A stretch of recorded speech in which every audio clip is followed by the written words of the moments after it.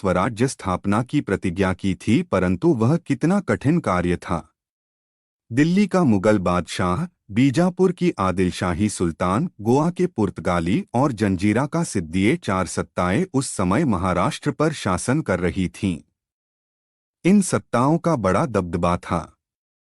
उनके विरुद्ध कुछ कहने का साहस किसी में नहीं था। ऐसी कठिन परिस्थिति में शिवाजी महाराज ने स्वराज्य का मंत्र फूंका। कहाँ शत्रु सेना की विशाल शक्ति और कहाँ शिवाजी महाराज के साथियों की अल्प शक्ति। परंतु शिवाजी महाराज का निश्चय अटल था। उनके अनुष्ठान में ही शक्ति थी। तोराना किला शिवाजी महाराज को पुणे, सुपे, चाकण और इंदापुर प्रांतों की जागीरदारी मिली थी। इस जागीर के किले बीजापुर के दरबारी अधिकारियों के आधिपत्य में थे। किलों के बिना स्वराज्य कैसा? किला जिसका, राज्य उसका। किला हाथ में होने से ही आसपास के प्रदेशों पर शासन किया जाता है। पहाड़ी किला तो राज्य का मुख्य आधार होता है। अतः शिवाजी महाराज ने निश्चय किया कि शीघ्र ही कोई मजबूत किला जीतना चाहिए। शिवाजी महाराज की आंखों के सामने तोरना किला था। पुणे से दक्षिण पश्चिम दिशा में 64 किलोमीटर की दूरी पर कानद नामक घाटी में यह किला है। पहाड़ी किलों में तोरना किला सबसे अधिक दुर्गम था। तोरना किले पर दो भारी मचानें थीं। एक झुंझार मचान थी और दूसरी बुधला। मचान का अर्थ है किले की चढ़ाई पर स्वाभाविक दृष्टि से समतल हुए भूभाग की चहारदीवारी। झुंझार मचान अपने नाम की तरह ही जुझारू और लड़ाकू है। किले से नीचे उतरने के लिए एक ही मार्ग है और वह मार्ग झुंझार मचान से है। यह मार्ग बड़ा कठिन है। मार्ग पर चलते समय यदि कोई संतुलन खो दे तो वह सीधे नीचे घाटी में गिर जाता है। तोरना किले की गणना महाराष्ट्र के सुदृढ़ किलों में की जाती है। किले में तोरंजाई देवी का मंदिर है। इसी से इस किले का नाम तोरना पड़ा। ऐसा भव्य किला, परंतु आदिल शाह का उसकी ओर उतना ध्यान नहीं था। किले पर न तो पर्याप्त पहरेदार ही थे और न गोला बारूद। शिवाजी महाराज ने यह देख लिया। वे भी ठीक यही चाहते थे। उन्होंने तोरना किला जीतकर स्वराज्य का तोरण बांधने का निश्चय किया। स्वराज्य का डंका बजा चुने हुए मावलों का दल लेकर शिवाजी महाराज कानद की घाटी में उतरे। सभी मावलों के साथ सिंह के साहस तथा हिरन की गति से वे तोरना किले पर चढ़ गए। मावलों ने शीघ्र ही सभी मुख्य स्थान अपने अधिकार में कर लिए। तानाजी मालुसरे नामक वीर ने द्वार पर मराठों का झंडा रोप दिया। येसाजी कंक शिवाजी महाराज का विश्वसनीय और निष्ठावान सहयोगी था। उसने चौकी पर पहरा बिठाया। किला कब्जे में आ गया। सबने शिवाजी महाराज की जय जयकार की। हिंदवी स्वराज्य का हर्षवाद्य बजने लगा। नगाड़ों तथा तुरहियों की आवाज सह्याद्री की घाटियों में गूंज उठी। शिवाजी महाराज ने इस किले का नाम रखा प्रचंडगढ़। भवानी माता का आशीर्वाद। तोरना किले पर शिवाजी महाराज का कामकाज प्रारंभ हो गया। उन्होंने किले का सूक्ष्म निरीक्षण किया।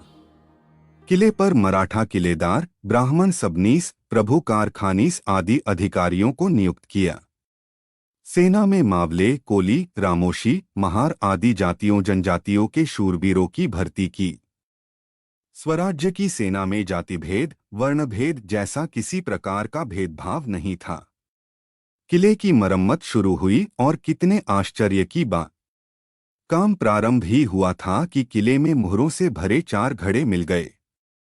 काम करने वालों को बड़ी खुशी हुई। हर व्यक्ति कहने लगा, शिवाजी महाराज पर देवी भवानी प्रसन्न हुई हैं। उन्होंने ही यह धन दिया है। बड़े आनंद के साथ मजदूरों ने मोहरों से भरे घड़े शिवाजी महाराज के सामने रख दिए। किसी ने भी मोहरों को हाथ नहीं लगाया। वह स्वराज्य का धन था। उन्होंने उसे अपने स्वामी के सुपुर्द किया। स्वराज्य के कार्य के लिए अचानक इतना धन मिल जाने से शिवाजी महाराज उत्साह से भर उठे। उन्होंने यही सोचा कि उनके कार्य को माता भवानी का आशीर्वाद है। यह धन स्वराज्य के काम आया। इस धन से शिवाजी महाराज ने शस्त्र खरीदे, बारूद इकट्ठा की। शेष धन से उन्होंने एक योजना पूरी करने का निश्चय किया। वह योजना थी, तोरणा किले से 15 किलोमीटर दूर पूर्व दिशा में मुरुम्बदेव का पहाड़ है। शिवाजी महाराज ने उसे जांच परख कर रखा था। यह पहाड़ बहुत ऊंचा, दुर्गम तथा उपयुक्त स्थान पर था। आदिल शाह ने इस पहाड़ पर एक किला अधूरा बनाकर छोड़ दिया था। इस किले पर भी चौकस पहरा नहीं था। तब शिवाजी महाराज ने निश्चय किया कि स्वराज्य की राजधानी के लिए इस किले को अपने अधिकार में कर लेना चाहिए।